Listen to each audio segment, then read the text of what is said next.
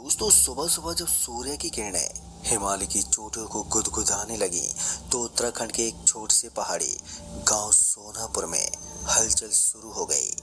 गांव के मुखिया लाल बहादुर हर सुबह की तरह खेतों की ओर जा रहे थे, मगर आज उनका रास्ता थोड़ा बदल गया था। कुछ देर पहले भारी बारिश हुई थी, जिसने गांव के ऊपर बने एक पुराने मंदिर तक जाने वाले रास्ते को तहस नहस कर दिया था। आज लाल बहादुर ने सोचा कि वो उसी रास्ते से होकर जाएं, शायद मंदिर के हालचाल का भी पता चल सके। जैसे वो मंदिर के करीब पहुंचे तो उनकी नजर एक चट्टान पर पड़ी, जहां कुछ चमकीले पत्थर बिखरे हुए थे। ये पत्थर उन्होंने पहले कभी नहीं देखे थे। लाल बहादुर गांव के सबसे समझदार लोगों में से एक थे। उन्होंने उन पत्थरों को उठाया और ध्यान से देखा। वो पत्थर पारदर्शी थे और अंदर इंद्रधनुषी रंग छिपे हुए थे। ये कोई अनमोल रतन हो सकते हैं। मगर उनके मन में एक सवाल भी उठा, ये पत्थर किसी मंदिर के इतने करीब क्यों थे? क्या इनका कोई ऐतिहासिक महत्व था या फिर उनसे जुड़ा हुआ कोई और ही भयानक किस्सा? तो चलिए दोस्तों, जानते हैं क्या हुआ था आखिर लाल बहादुर के साथ। उन्हीं की जुबानी। दोस्तों, पत्थरों को देखने के बाद मुझे थोड़ा अजीब सा लग रहा था। मैंने अपनी जिंदगी में पहली बार इस तरह के चमकीले पत्थर देखे थे, जिनके अंदर अजीब सी रोशनी थी, और वो अकल्पनीय पत्थर थे जिनको बेचकर हम पैसे भी कमा सकते थे। मैं चाहता तो ये सारी बातें पूरे गांव वालों को बता सकता था, लेकिन मैंने सोचा कि मैं इन पत्थरों को बेचकर धनवान हो सकता हूँ और अच्छे खासे पैसे कमाकर शहर में जाकर रहने लगूंगा।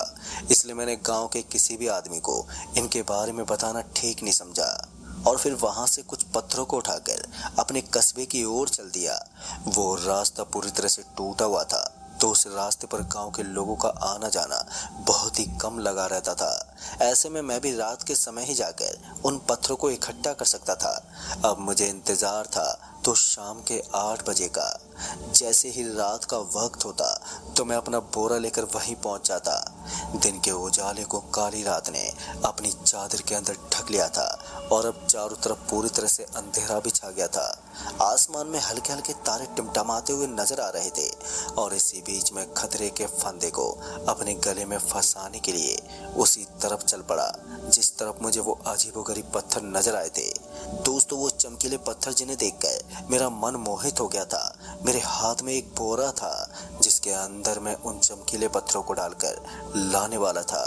थोड़ी देर के बाद मैं उसी जगह पर पहुंच गया जहां पर वो पत्थर गिरे हुए थे। वो पत्थर उस मंदिर के बस थोड़ी ही दूर आगे थे। मैं जैसे ठीक उस जगह पर पहुंचा तो मेरी आंखें बड़ी बड़ी हो गईं। दरअसल मैंने देखा कि सच में वो पत्थर हीरे की तरह चमक रहे थे और उनके अंदर लाल और पीली रोशनी थी। मैंने जब उन पत्थरों को दिन में देखा था तो वो मुझे अद्भुत लगे थे, लेकिन अब देखकर ऐसा लग रहा था जैसे कि ये दुनिया का 8वां अजूबा हो। उसके बाद मैंने ज्यादा वक्त नहीं गवाया और तुरंत ही उन पत्थरों को एक एक करके अपने बोरे के अंदर डालने लगा। लगभग 3 से 4 मिनट तक मैंने ऐसा ही किया, लेकिन तभी मुझे ऐसा लगा जैसे कि मेरे उस बोरे के अंदर आग लग गई हो। अब ये देखकर मैं थोड़ा सहम गया, लेकिन फिर किसी तरह से मैंने एडजस्ट किया और उन गिने चुने पत्थरों को लेकर वहां से निकलते हुए सीधा अपने घर की तरफ रवाना हो गया। दोस्तों, मैं चाहता तो इन पत्थरों को अभी बेचने के लिए मार्केट की तरफ निकल जाता और इतनी रात को भी मार्केट खुला हुआ रहता था, लेकिन रास्ता लंबा और सही नहीं होने के कारण मैं सबसे पहले अपने घर गया और उन पत्थरों को अपने घर के कोने में छुपा कर रख दिया। जिन चमकीले पत्थरों को मैं अपने लिए वरदान समझ रहा था, पर मुझे क्या मालूम था कि वही पत्थर मेरे लिए अभिशाप बन जाएंगे। अब रात गहरी हो चुकी थी और मैंने उन पत्थरों को भी सही जगह पर एडजस्ट कर दिया था और अब बारी थी बिस्तर पर लेकर आराम करने की। मैंने भी ठीक वैसा ही किया। हाथ मुंह धोने के बाद मैं सीधा जाकर अपने बिस्तर पर सो गया और आराम करने लगा। फिर लगभग 10 से 15 मिनट बीतने के बाद मुझे एहसास हुआ कि कोई मेरे कान के पास आकर कुछ बोलने की कोशिश कर रहा है, और मैं अपने शरीर को हिला भी नहीं पा रहा हूँ। मेरा पूरा शरीर दब गया था और मैं पूरा जोर लगाने के बाद भी हिलडुल नहीं पा रहा था, और साथ ही साथ मुझे ऐसा लग रहा था जैसे कोई मेरे कान के पास आकर कुछ फुसफुसा रहा हो, लेकिन उसकी आवाज मेरी समझ से बाहर थी। किसी तरह मैंने अपने आप को हिलाने की कोशिश की। फिर मैं जैसे उठा तो मेरा पूरा शरीर पसीने से लथपथ हो गया। किसी तरह से मैं तेज तेज सांस लेते हुए उठकर बैठ गया था और उसके बाद इधर उधर देखने लगा।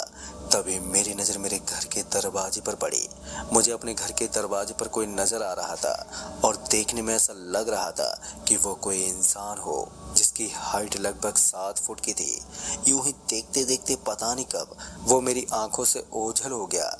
एक बात तो मेरी समझ में आ चुकी थी कि मेरे साथ कुछ तो अजीब हो रहा था, खासकर जब से मैंने उन पत्थरों को अपने घर के अंदर रखा था। दोस्तों, उस रात मुझे नींद नहीं आई और मैं अपने घर में इधर उधर भटकता रहा। उस रात मैं यही सोचता रहा कि आखिर मेरे साथ हुआ तो हुआ क्या।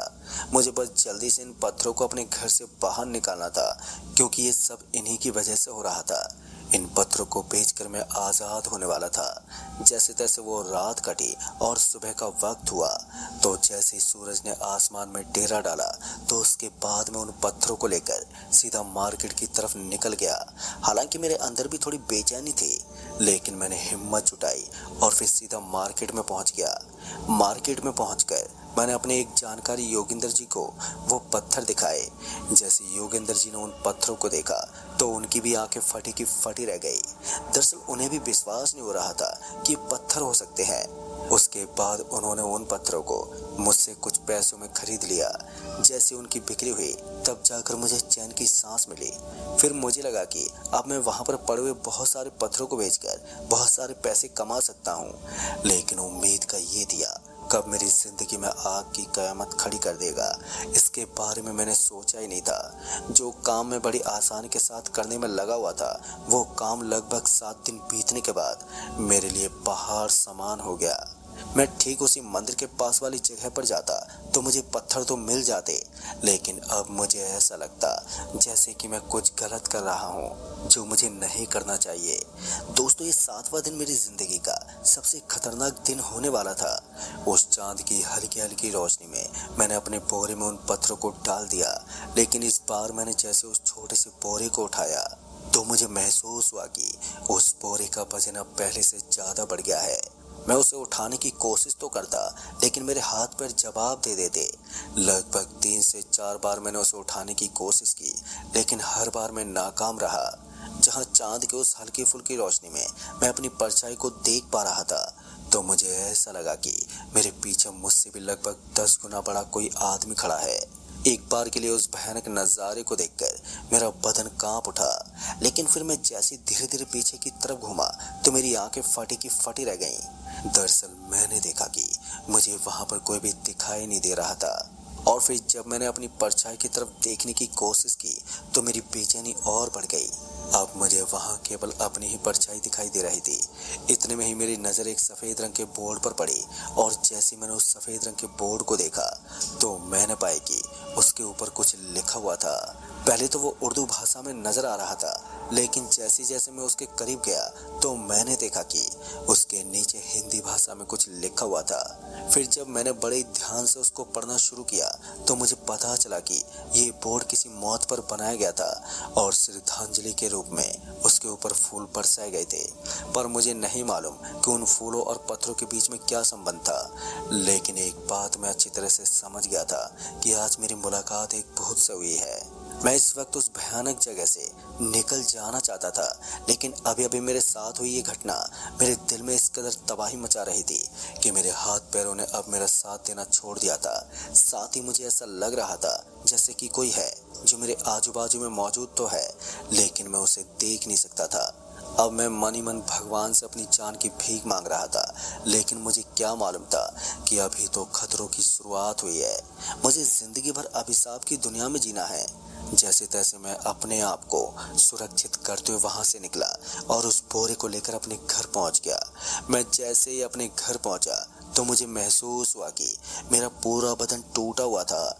मेरे हाथ पैरों में अब थोड़ा बहुत बुखार भी हो गया था। ऐसे में अब मैंने तय किया कि मुझे किसी पंडित के पास जाकर इस चीज का जिक्र करना चाहिए और उसे पूरी बात बतानी होगी। जिस तरह की घटना आज मेरे साथ हुई थी दोस्तों, वो कोई नॉर्मल चीज नहीं थी। ऊपर से जब मैंने उस सफेद रंग के बोर्ड के ऊपर कुछ पढ़ा था तो उसके ऊपर लिखा हुआ था कि यहाँ की चीजों को उठाने का मतलब है अपनी मौत के साथ खेलना। मैंने तो वहां की चीजों को ना केवल उठाया था, साथ ही उनको बेच भी दिया था। रात भी गहरी होती जा रही थी, लेकिन मेरी रातों की नींद अब हराम हो चुकी थी। तभी मैंने देखा कि किसी ने अचानक ही मेरे घर पर दस्तक दी है। मुझे कुछ भी समझ में नहीं आ रहा था कि इतनी रात को भला कौन होगा। मैं अपने घर के अंदर वाले कमरे में लेटा हुआ था और जैसे मुझे किसी के जूते पटकने की आवाज आई तो मैं जल्दी से उठा और बाहर निकला। पर जैसे मैं बाहर गया तो एक बार फिर से मेरे साथ छोटी सी घटना घट गई। जो जूतों की आवाज मुझे सुनाई दी थी, अब उसका आना एकदम से बंद हो गया था। फिर मैंने एक बार के लिए चैन की सांस ली और फिर उसके बाद अपने कमरे के अंदर सोने की कोशिश करने लगा। लेकिन पूरी रात यूं ही इधर उधर भटकते भटकते वक्त बीत गया और फिर सुबह होते ही मैं सबसे पहले उन पत्थरों को लेकर हमारे गांव के बगल में एक मंदिर पड़ता था, वहां पर पहुंचा। उस जगह पर एक दुर्गा माता का मंदिर था और वहां पर एक महिला भूत प्रेत जैसी चीजों से छुटकारा दिलाती थी। मैं जैसे ही वहां पर पहुंचा तब जाकर मुझे पता चला कि मैंने अपनी जिंदगी की बड़ी बड़ी गलतियों को अंजाम दिया है।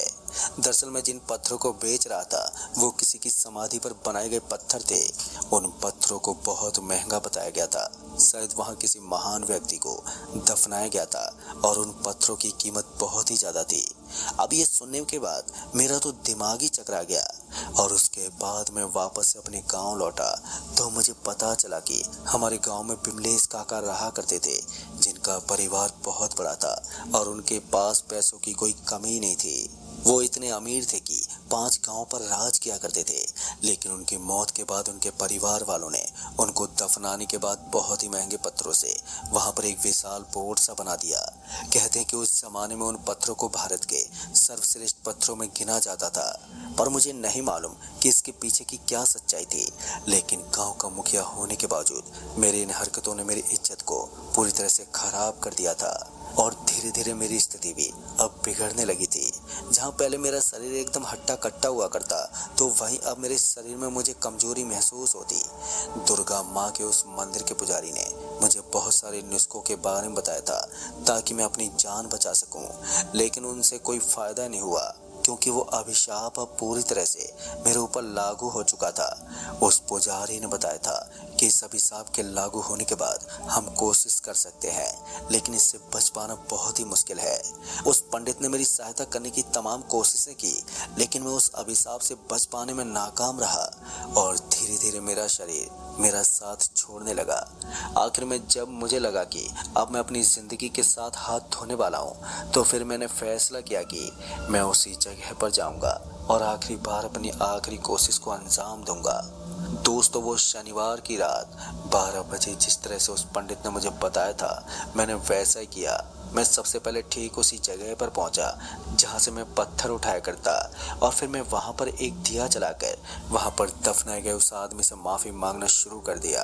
पहले तो मुझे लगा था कि शायद इससे कोई फायदा नहीं होने वाला, लेकिन फिर मुझे महसूस हुआ कि किसी ने मेरे सर पर हाथ रखा था और ये सब सिर्फ मुझे 5 सेकंड के लिए ही महसूस हुआ। फिर उसके बाद मैं वापस से अपने घर लौट गया, लेकिन वापस अपने घर आने के बाद मुझे ऐसा महसूस हो रहा था कि मैं पहले से ही काफी हल्का हो गया हूँ।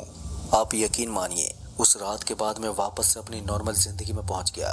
दोस्तों, वो रात बीतने के बाद मुझे समझ में आ गया कि हमें कभी भी इतनी लालच नहीं करनी चाहिए कि हम अपनी जिंदगी से हाथ धो बैठे। और फिर मैंने गांव के सामने अपना सारा गुनाह भी कबूल कर लिया और गांव वालों को भी पूरी बात बताई। गांव वाले भी इस चीज से सतर्क हो गए और उसके बाद हमने वहां पर एक जाल बनवा दिया ताकि कोई भी आदमी दोबारा उस जगह पर पहुंचकर इस तरह की गलती को अंजाम ना दे पाए। तो दोस्तों, इस कहानी में बस इतना ही। कहानी आपको पसंद आई हो तो वीडियो को लाइक शेयर कमेंट जरूर कर दें।